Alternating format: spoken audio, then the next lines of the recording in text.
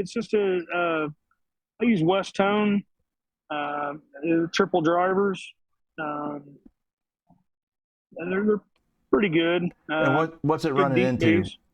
The power pack, the system.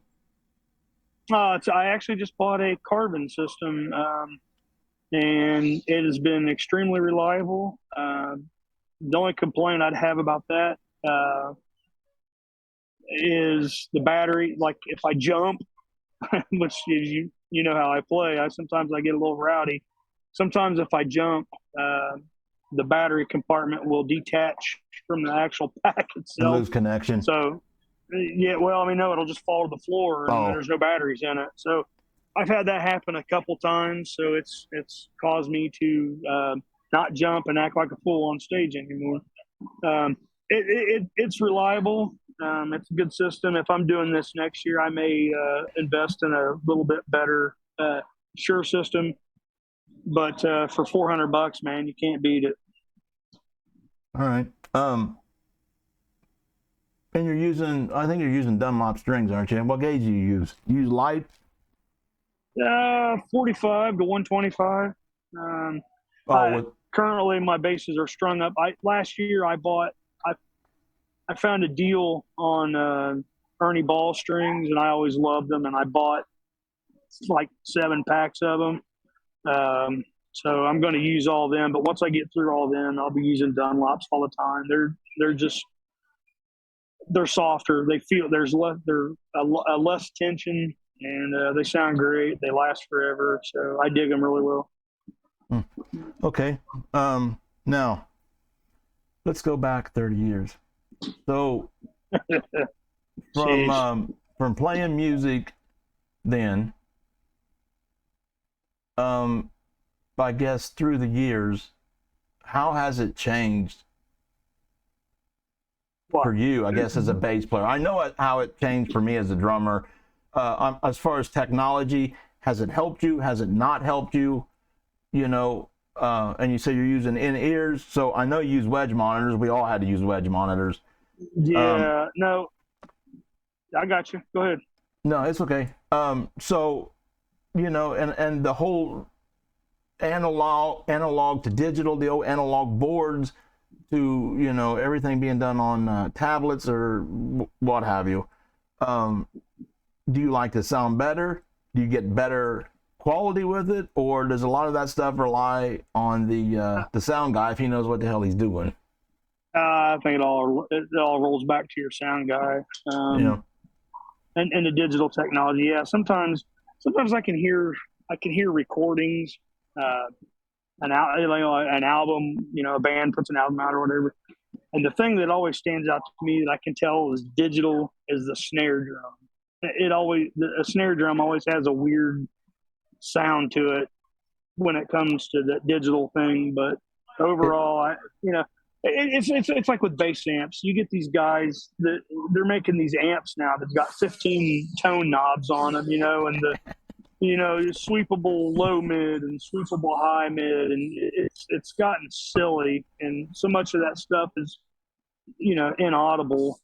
Uh, like I'm playing here tonight at a fair, whether I have a certain frequency tweaked a little bit, nobody's going to notice. They don't care as long as they can feel that bass and the girls can dance. I mean, I just think sometimes it gets a little silly with it, but you know, I each their always own.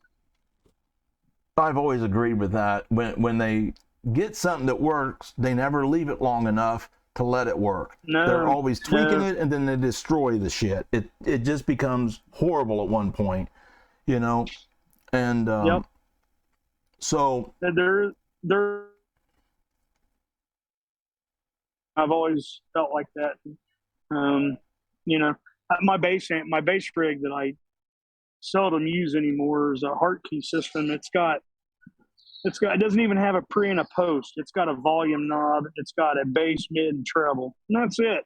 Simple, basic, and it's mean, and that's all you need, man. It's a bass cabinet. It's a bass amp. It's not rocket science, you know. Uh, well, it's drums don't need to be rocket science either. But you know, so Let me ask you, your drummer, do you ever notice like this has got maple shell, this is birch with a ply of mahogany? Is any of that stuff even audible to anybody? It might be, but it wasn't. I mean, I never give a shit. It was all about tuning and duct tape. And Right. I mean, some people, it's a birch, it's a thinner shell, it's a little more higher frequency, it gives you more attack. It's all just shit. Like you said, maybe people can hear that. I never could. And it was always hard to tell from club to club. It was pretty much the same clubs that you would play at. About every 3 weeks, you were back in the same one again. But I never had any problems with that. It seemed like the smaller clubs was better. You didn't have all the overtones and all that stuff, but it was always a headache. And people go, well, if you had a maple shell, it wouldn't do this and it wouldn't do that. Right. So you should buy 5 different drum kits. Yeah. Different. Yeah. Yeah, I get it. No, the one thing about most of these guys, because this band that I'm playing with now, we do mostly have Pro Sound provided for us, and a lot of them, they have everything.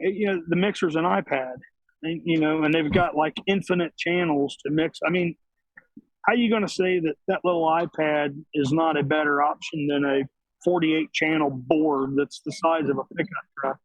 And like you said, if you need more channels, you just swipe from the right to the left, and it just keeps going. And that allows us to use these wireless in-ears, and everybody has their own individual mix, and it's great. So one of the guys that does our sound, a lot of times, we each have our own iPad. We just mix our own, It's pretty cool. I think, Truck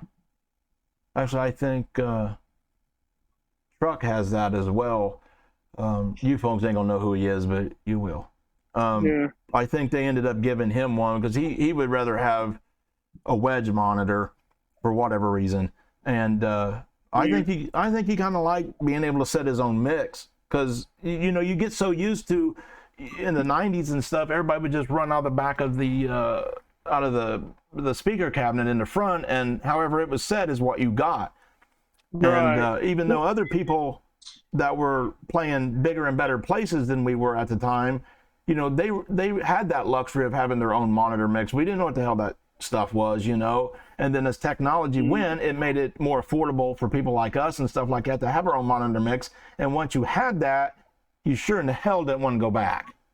Yeah, well, that's the same with the in-ears. I resisted it for so many years, and last year I finally gave it a try, and I wish I'd have done this 20 years ago. And the best part about using in-ears is tonight when I pack up and drive home, my ears aren't going to ring all the way home. I'm going to have normal hearing, and I already have some hearing loss.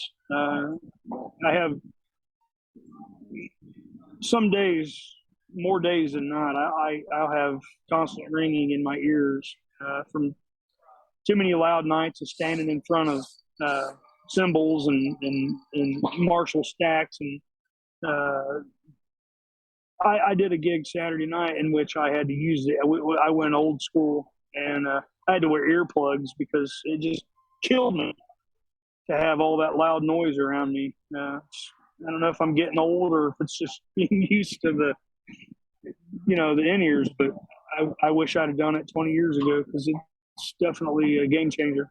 I used to wear earplugs almost all the time, and really it changed for obvious reasons. It changes the frequency of the drums and the whole band, and it really sounds much better, because all that stuff that's ringing in your ears, it curves that, it cuts that out. Well, they're actually making earplugs now. I just bought some. I paid like, I don't know, 20, 25 bucks for them for a set of earplugs that is supposed to drop everything by, I think it was 18 or 20 dBs, but you still get all the frequency and nothing's muffled. And I'm not going to say that they're perfect because it is muffled a little bit, but it's certainly better than just shoving old foam earplugs in your ears. And when I can't use in-ears, it's a great option. And I have used them several times, and they stay in my bag because they'll be used when I can't have in-ears. That's for sure.